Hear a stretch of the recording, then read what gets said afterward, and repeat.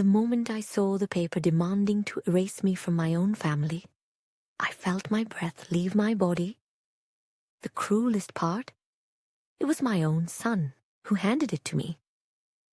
That day, in front of my apartment door, I realized that unconditional love, given without holding back, can sometimes be the very knife that cuts the deepest wounds inside you. I've spent more than 3 decades running a small deli stall in the bustling marketplace at the heart of my neighborhood. After losing my husband so suddenly, it was with my own 2 hands that I raised my children. My eldest, Jonghi, quiet and steadfast, learned early how to make herself useful. My son, Youngsu, charming and quick, always had a knack for fixing things and would help in the shop between his studies. Day after day, from before sunrise, I would cut radishes until my hands ached, going to bed only after counting empty containers and planning what supplies to buy for tomorrow. After many years, a kind of sturdy tiredness settled into my bones, rounded all my sharp corners, and that's when Youngsu brought home Mi-young, his soon-to-be wife. I saw kindness in her quick steps and a spark of hope in her eyes. Welcoming her felt as natural to me as gaining another daughter. Just as I began to think about finally retiring, Youngsu suggested transforming the downstairs deli into a cafe. He said younger customers would come, that it would be less work for me, and though my heart resisted, my aching knees eventually agreed. We used my savings and took out a small loan. There was the excitement of renovation, painting signs, the fresh bread and cookies Mi-young baked, my son's pride. Cleaning up after the new customers, I felt, for a brief moment, as if my life was taking a breath of something fresh and new. That fall, Youngsu sat me down with a thick bundle of documents. He told me straightening up the property registration would lower our loan interest and stabilize the business. I trusted him, as I had all my life. I signed the forms in front of a public official, transferring the deed to Mi-young's name. My only thought was for their future. I was ready to step back and let them build their own lives. But after that day, everything around me started to feel off balance. The kindness in the house turned cold. Youngsu grew distant, always absorbed by paperwork. Suddenly, Mi-young criticized the way I did the dishes and hinted I was better off resting. Sometimes, during their cafe meetings, they'd ask me to wait outside. I'd find the refrigerator empty of my food, my room's light bulb unreplaced. Each small slight left me feeling more and more like an intruder in my own home. The smell of bleach in every drawer made me dizzy. No longer the queen of my kitchen, I became a forgotten guest. One icy morning, I found a letter in the mailbox from the bank. At first, I puzzled over the contents, loan documents with my name signed as a guarantor for cafe expansion. But I hadn't signed anything. My hands shook as I recognized my own stamp, somehow lifted from where I'd carefully hidden it. It felt as if my whole identity had been used behind my back. I tried to recall every document, every time my things had gone missing. Nothing added up. That night, unable to sleep, I sat alone with my old cell phone, using the voice memo function to capture whatever conversations I overheard drifting in from the living room. I recorded the sounds, soft voices, unfamiliar names, numbers that made no sense to me. Over the next days, I tucked away these audio files, labeling them carefully, folder by date, determined to piece together what was happening to my life. I went to the bank, clutching my trembling notes, and asked to see the records. The clerk assured me the signatures were proper, but the stamp had been used from my locked drawer. Back home, I saw that the box for my seal had been moved. Baffled and frightened, I hugged my knees on the cold floor, unwilling to break in front of anyone. That same week, after the cafe closed one night, I found myself wandering to the empty kitchen, drawn by a strange hush.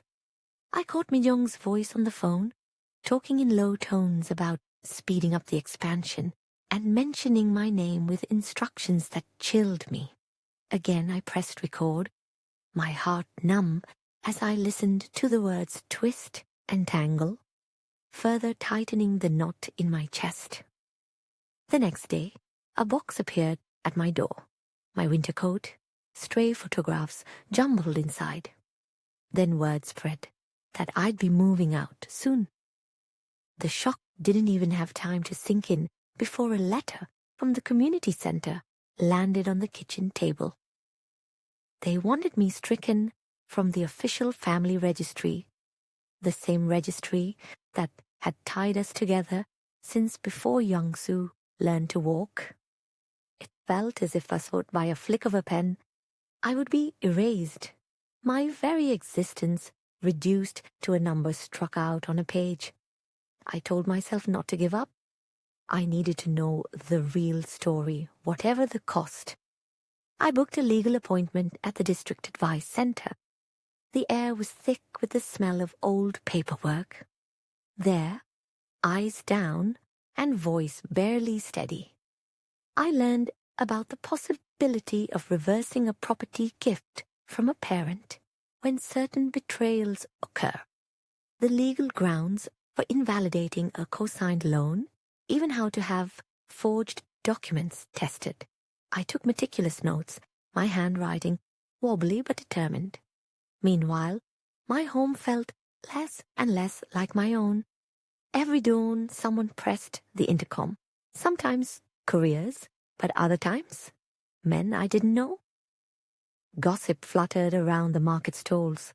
Old friends looked at me with concern, but I forced a smile, not wanting to share my shame.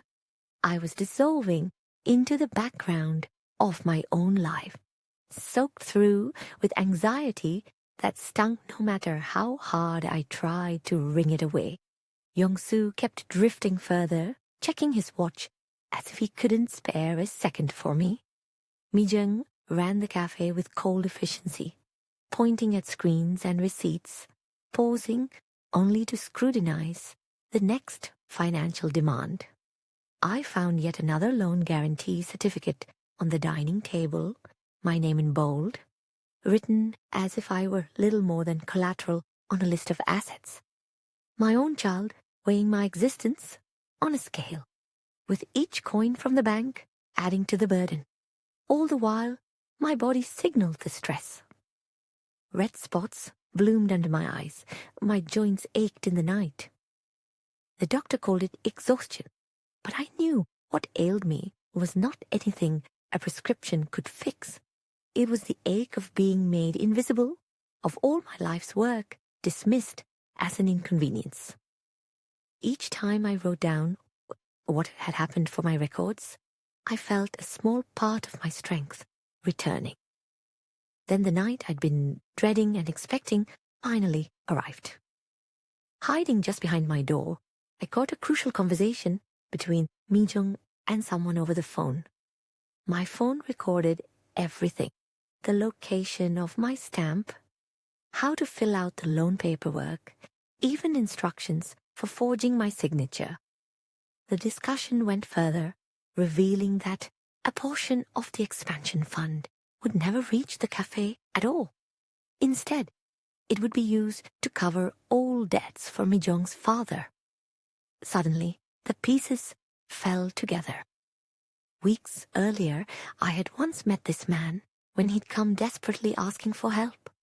Now, he was orchestrating the whole betrayal. In that shattering moment, my anger and heartbreak coiled and then sharpened. I gathered every file, every date, every recorded phrase, and marched straight to a lawyer's office. For so long, documents had been wielded against me. Now, I would use them as my shield.